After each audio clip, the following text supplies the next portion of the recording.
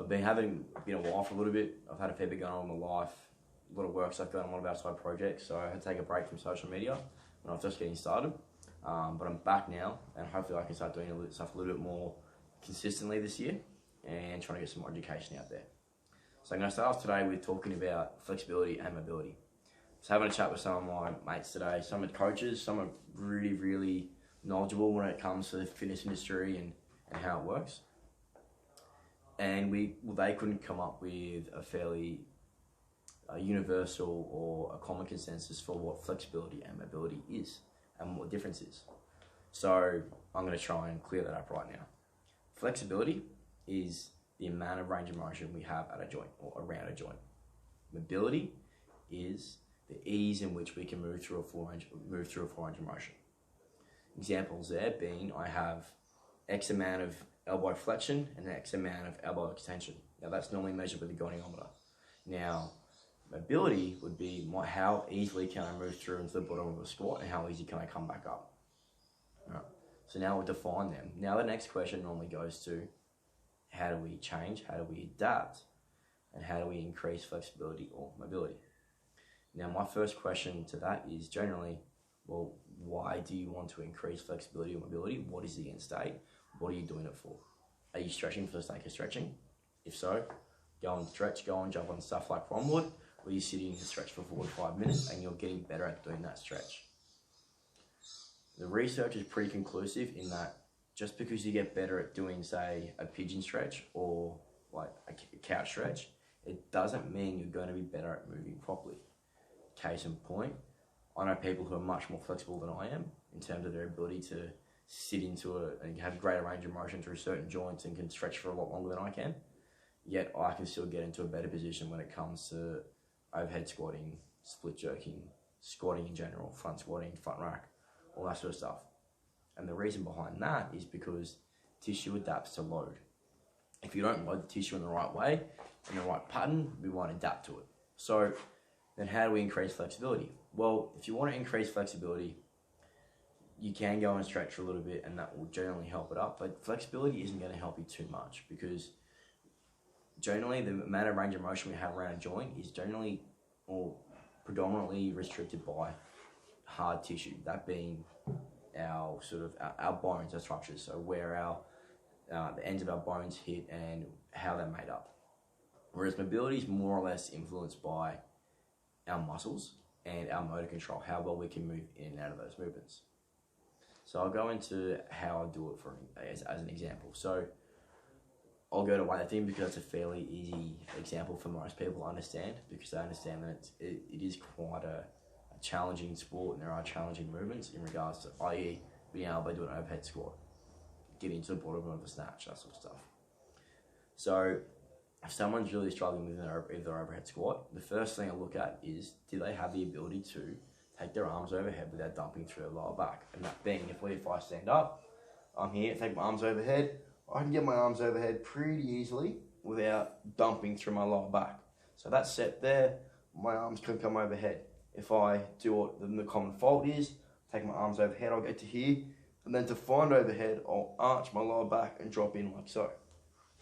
If someone's doing that, then I'll probably not get them to overhead squat. Purely because they don't have the prerequisite mobility and control to get overhead safely. From there, I'll probably throw them onto a foam roller in their thoracic, teach them to hold that rib cage down nice and flush and get movements through their vertebra bit by bit without dumping through their lower back. Then work on the front of the chest, having a bar overhead in that same position on the foam roller with load on it, getting them to breathe and release and come out. Now you might say, okay, well, what if I use a foam roller or a trigger point ball? You can use them, but be aware that there's been a fair bit of research into that type of therapy, being that sort of passive therapy from physiotherapists, chiros, self-massage stuff. The research is pretty conclusive in that the effects are acute, like they last 10 minutes at most. So if you're going to use that, be aware of that and use it intelligently. So what I mean by that is, don't just foam roll for 10 minutes or start your session and go and squat. figure out what's tight in your squat or what movement you're doing. So for example, we use squats because I love squats, okay? Figure out what's tight. Where are you tight? What hurts? All that sort of stuff. Okay, so we've done a few squats. We've got some blood flowing. We've warmed up. It is important. I'll just put in as a sort of backtrack. It's really important to warm up first. Reasons for that being is that as we warm up, we increase the synovial fluid or the movement of synovial fluid, so our joints have lubrication. We increase blood flow to the muscle or blood flow to the area. Joints, ligaments, tendons generally have poor blood flow, so if we can increase blood flow by increasing blood flow to the general area, that's only going to be a good thing. More blood flow means more oxygen, means more nutrients, which means there's more chance to flush out any waste products that are in that muscle and to clear out that lymphatic system as well. So that works by muscular contraction. So we've warmed up, we're going through that sort of stuff. We figured out where we feel tight. Let's say, for example, we're doing squats and our ankles feel tight, okay? So let's throw a foam roller under our ankles, roll them out, it feels tight, sweet, 30 seconds each side, okay? Now let's load it. So grab a kettlebell, drive that kettlebell onto that knee, load that knee, drive it forward, raise your heel, drive it forward.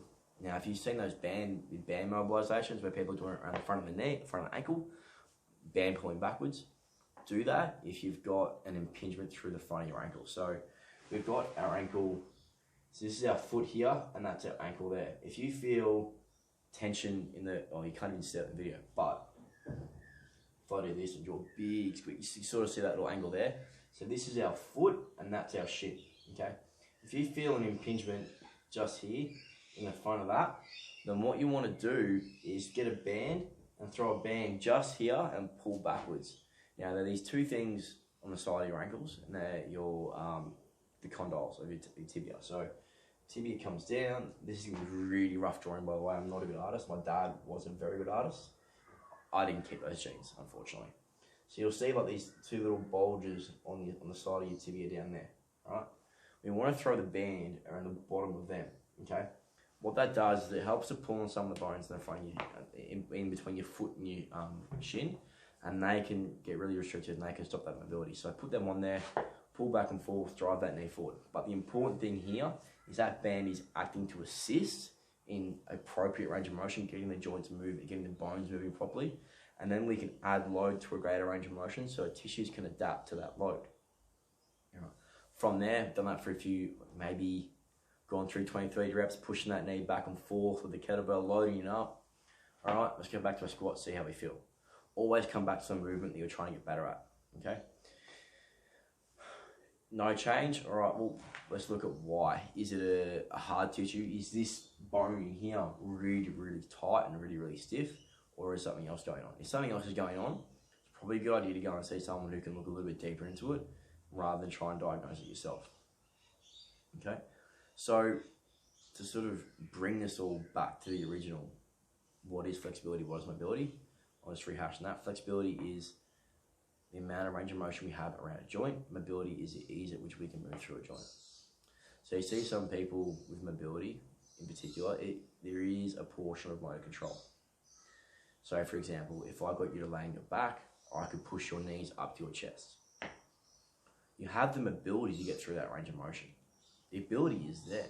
The mobility is there. The ability and the mobility is there. Doing it standing up in a certain motor pattern maybe isn't. So let's not be so quick to jump to the gun of, oh, it's just quick fist. Let's just throw like a foam roller and trigger point ball at it. No. Let's learn how to squat properly. Let's learn how to do the movement properly. Break it down into stages and then go from there. What's the hardest part of the squat? What are you struggling with? All right, you're struggling with that point where you sort of get that butt wink. All right, and we'll do a few more. I'm not going to dive into that because that's a whole other video. But let's think about it from more of a motor control issue. And if you're still hitting a wall, then we look to mobility stuff or mobility drills where we can gradually load it and spend time under that tension to adapt to that load so then we can get better.